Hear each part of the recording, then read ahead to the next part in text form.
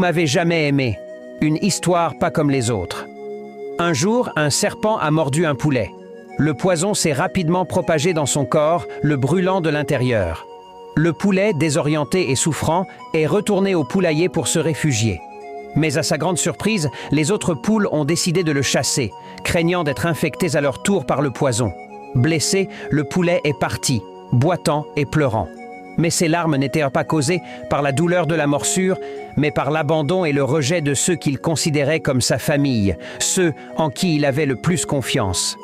Seul, fiévreux et avec une jambe blessée, il s'est éloigné du poulailler, exposé à la froideur de la nuit.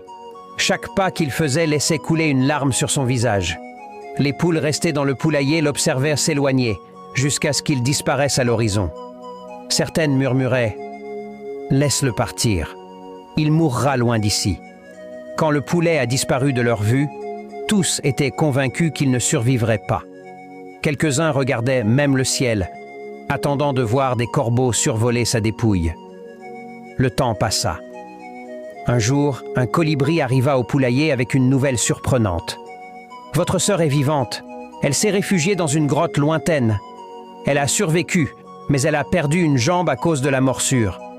Elle lutte pour trouver de quoi se nourrir et a besoin de votre aide. » Un silence gênant envahit le poulailler.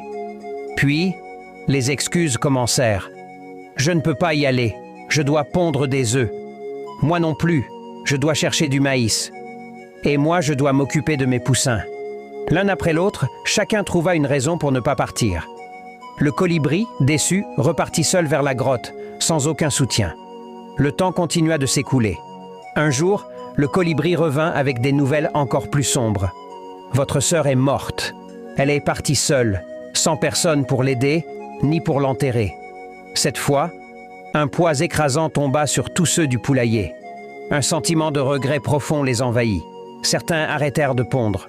D'autres laissèrent tomber le maïs qu'ils portaient. Ceux qui s'occupèrent de leurs petits les oublièrent un instant. Le remords brûlait plus fort que n'importe quel poison. « Pourquoi n'avons-nous rien fait plus tôt ?»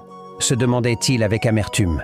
Pris de désespoir, ils décidèrent tous de partir pour la grotte, peu importe la distance ou l'effort. Mais il était déjà trop tard.